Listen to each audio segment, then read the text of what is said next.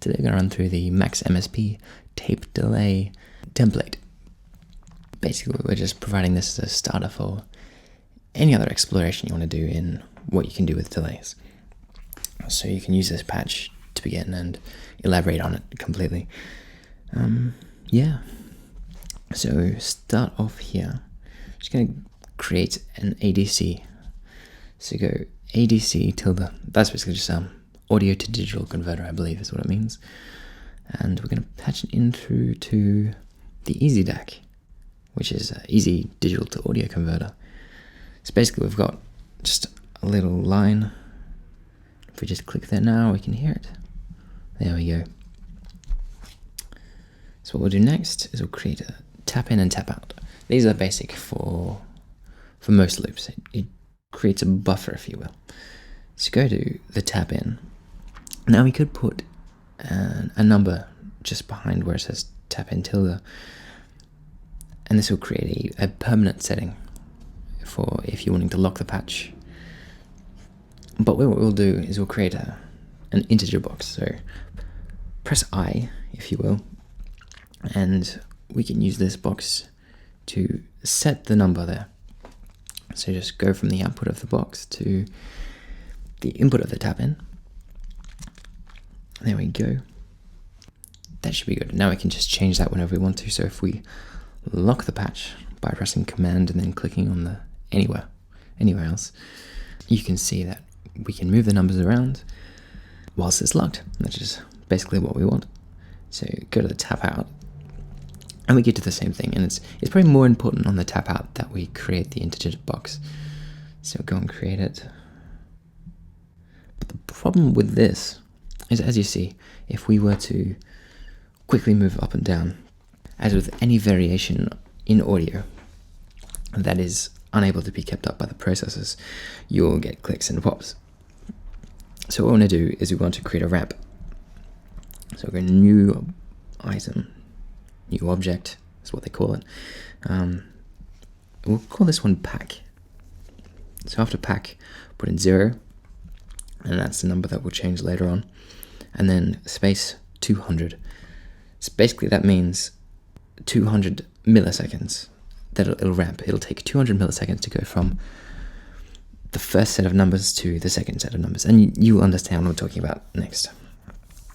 So click, put the integer box into the pack, and then we'll create another object called the line.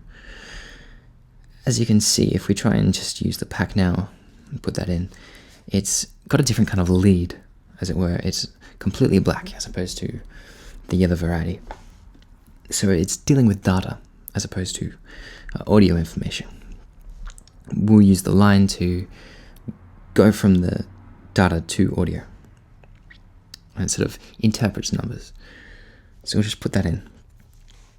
And instead of popping and clicking, we're going slowly from one set of numbers to another over the 200 milliseconds. Now, if we're dealing with time, it's always in milliseconds. So there we go. And you can create some pretty funky sounds with this in itself.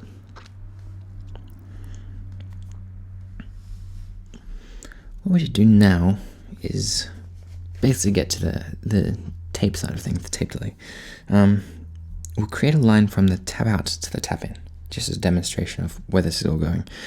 And if we try now, you'll find that it's feeding from the tap out to the tap in, and this is going to go on indefinitely, forever.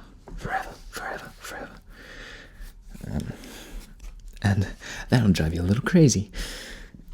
So we want to put a gain control in there.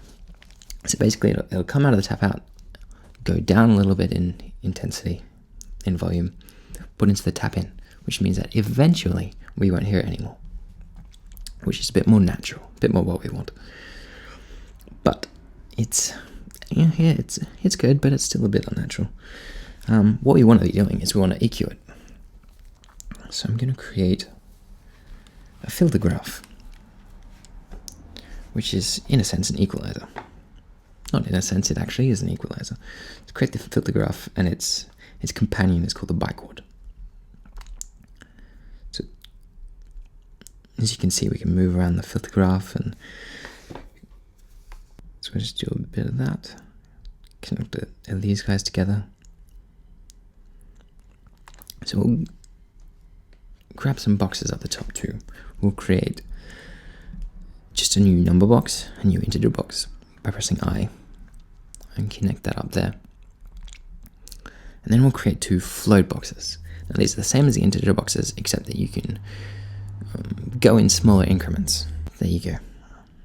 And so as you can see this, we can control the gain, we can control the frequency, and we can control the, some people call it Q, the bandwidth of this. And each time that the loop goes around, it gets more and more affected by the equalizer. And this is more about what we want. And there you go. So this is just what we've provided in the basic template.